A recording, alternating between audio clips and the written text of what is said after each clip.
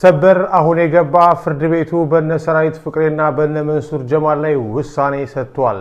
በአዲስ አበባ ከተማ የፌደራል ፍርድ ቤት ግቢ ዛሬ አርብ መጋቢት 18 ቀን ከተለመደው እጅግ የተለየም ከባድ ድባብ አስተናግዷል። በፊንቴክ ኢንቨስትመንት የገንዘብ ማጭበርበር ወንጀል ጠርጥረው በቁጥጥር ስር የዋሉት ታዋቂ ጥበብ ሰዎችና ቲክቶከሮች የፍርድ ቤት ውሳኔያቸውን ለመስማት ተሰልፈዋል።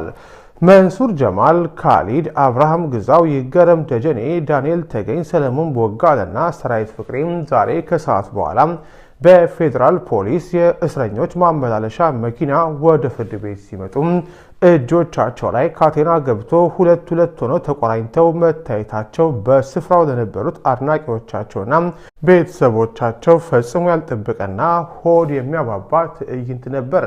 ገንዘባቸውን ለተበሉ ወገኖች ደግሞ ተስፋ።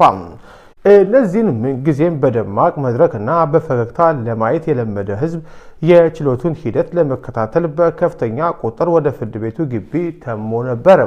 የችሎቱ አዳራሽ ሙሉ በሙሉ በመጨናነቁ ምክንያት አብዛኛው የታሳሪ ወዳጅ ጓደኛና ቤተሰብ ከውጭ ሆኖ የመጨረሻውን የፍርድ ብይን በከፍተኛ ጉጉት ሲጠባበቅ አምሽቷል።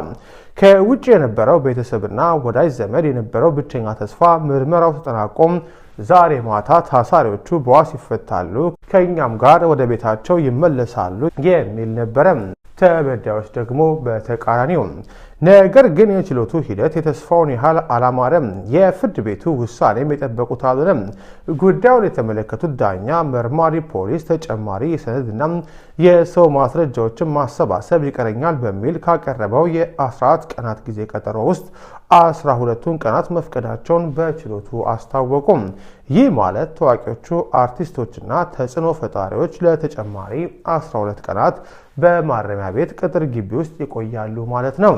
ይህ ውሳኔ ሲሰማ ከችሎቱ ውጪ ይጠባበቁ በነበሩት ቤተሰቦችና ወዳጆች ፊት ከባድ ድንጋጤ፣ ጭንቀትና አለማመን በግልጽ ይነበብ ነበር። የታሳሪ ቤተሰቦች ሀዘናቸውን መቋጠር አቅቷቸው በችሎት ደጃፍ እንባቸውን ሲያፈሱም የዛሀበሻ ዘጋቢዎች ተመልክተዋል።